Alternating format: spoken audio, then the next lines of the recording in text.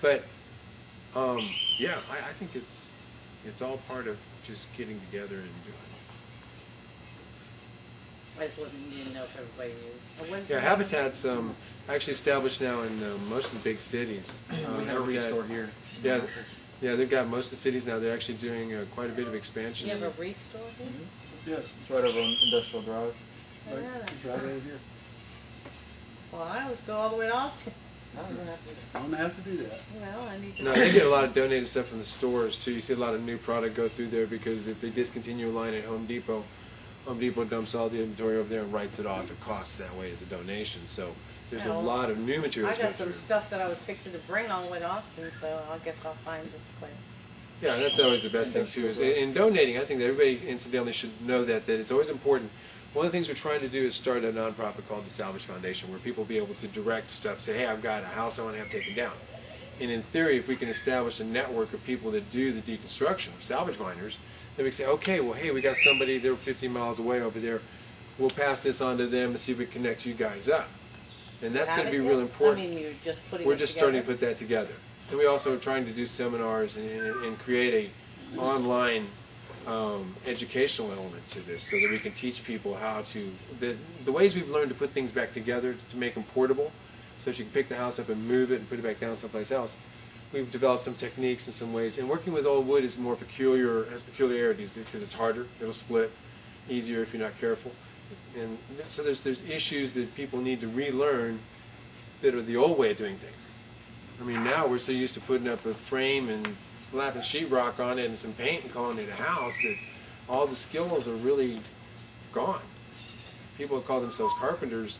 We've gone through 200 people to get where we are right now with a crew of 12. And getting people that want to do a quality, that want to do something that they can sign their name to when they're done, that they're interested in actually what we're doing and not just slapping something together, making a buck, and don't worry if it falls apart later. It's not mine. Not more creating art than it It is. Yeah. It's an art. old saying- It's house art. I don't know how we say it, you can't see with your mind. It really is, and I think what we're trying to also do is instill in people that if you create something and you put that kind of love and you put that kind of energy into it and you put that kind of time into it and you put those kind of materials into it, it's also something that you hand off to your kids and your kids' kids' kids. You know, it's something that's part of your family and it can travel. It can move with you, as opposed to a house that you anchor into the ground and the highway decides to come through and there went the family estate. Oh well. I come from Massachusetts, and you know, everything up there is 3 times or more older than what's here. And I mean, we have staircases and things that it's just like, you know, that you don't have here. You know, Absolutely. and, You could probably and build it's a like house out of it it. got built 150 years ago, and it's still fine today. You know, you put a little varnish on it, or not varnish on it, something on it. Tongue Whatever oil. they put. Yes, tongue oil. Tongue oil. We, Whatever they put on it, but they put something on it every few years, and I mean, Oh yeah, we've dragged in stuff. We have stuff from Buffalo, New York, Chicago, St. Louis, because all the population was up north. In 1900, you only had 40,000 Anglos in the state. I mean, it was not, it wasn't like everybody says, European artisans and everything. They weren't down in Texas. They were up in the coal country. Buffalo had 500,000 people in 1900. Minneapolis had 500,000 people in 1900. Texas had 40,000 people. It's like, no, at least, like I say, Anglos, because I'm saying as far as building like we built. There were Indians and there was some Hispanic cultural stuff that was going on, but it wasn't they didn't build that. the housing like we do. Yeah, the Victorians, the excess. I mean, this state really didn't start growing except for the oil business when people came coming here to oil, until air conditioning was invented. Now, I'll actually correct you in this respect. Texas, because of our lumber, Well, was developed. That was the first big industry. It was such a powerful industry that they did not have to pay their employees with cash until the 1930s. They got paid with company store credits, so that you lived in the company store house on a company store town. Your kids went to the company store school, and you got paid with company store credits. And if you had credits in there and you got fired, well, you better cash out at the local store on your way out of town, because that's all you get. No money, no IOUs anywhere else. The lumber industry, and we started off, had 5,000 square miles of longleaf pine and 15,000 square miles of loblolly pine growing in the Like state. you got sent out without anything, but that's, In 1917, we exported 1.2 billion board feet of lumber out of the state. The reason the state got developed the way it did, to a large degree, is because we basically went in and scalped the whole northeastern portion of of the state and left it treeless and let the land go back for taxes. Okay, and that was done from 1830 to 1930, but primarily from the late 1800s and 1870s to late 30s. We finished wiping out what was an incredible forest. It was so thick that you could drive a wagon through the forest and there was no underbrush. It was all pine needles up in East Texas. And the longleaf pine tree had cones that are like this big, gigantic cones. So it was quite an interesting paradise at one time, but you couldn't float the logs down the river like you did in other parts of the country, so we had to have railroads. And we brought in the small track railroad and the big track railroad, and that's why Texas largely got developed, is because the railroads came and the lumber industry came. And with it, when the big moguls, the big lumber guys came, after they cut down everything on the East Coast, and they cut down everything up in North, in Michigan and all that area, then they came to Texas because they cut down all the easy wood. The white pine was easy to cut. It was easy to handle, it was lightweight, and they always espoused the benefits of white pine until they ran out. And then yellow pine was stronger and had all these virtues to it, and so they started marketing it until they ran out, and then they went out to the West Coast, and then you had the redwood and fir, and they wiped out what's effectively the last of the forest. What's left now doesn't stay in the United States when it gets cut down. If it's virgin lumber in this country, it gets shipped over to Japan, it gets shipped over to Europe, where they pay a high dollar for good wood.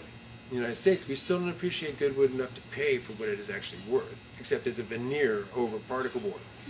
And then we pay dearly for it by the 16th of an inch thickness or less. The only way for us to see old wood and have the benefits of this is to harvest it out of old buildings and old houses, to salvage it. That's the only way our common society will ever see it. Otherwise, it's elite. Nobody can afford it. And even at that point, right now, the only way to get that down to be affordable is to have it happen as close to home as possible. It gets torn down, it gets processed, and it gets built into new houses. That's the only way to keep the cost down. It's going to cost $8,000 a house to ship it from here to Minnesota, or Wyoming. That's a lot of money to pay for a house, but then the cost of getting all those materials up there to do it with, or to send the talent up if you're in a long, far away place, you're going to spend that kind of money anyway. And also, you only get to go up there about 6 months out of the year that you can work, and the other 6 is going to be 40 degrees below zero. No, it's not that bad, but from somebody like me who likes it warm, it sounds like an intolerable temperature. Yes, sir? How often do you install and incorporate stained glass windows? Actually, we use stained glass in almost anything that's slightly fancy. The rustic cabin we don't, but otherwise we don't always use leaded glass, but a lot of times we use stained glass in the wood. We use it in a lot of times in the gable end windows to get a little bit of color into those. But I actually Bathroom like the windows? color. Bathroom windows, yeah. In fact, we have one right now we're doing that actually has stained glass in the shower unit itself. It's a Now, really nice what do your hours run if somebody wanted to come and see these houses that you're working on, or do you allow people to come in? How's that We work? have 5 of the early prototypes on tour out in the front that are available to see, that give people a feel of the different sizes.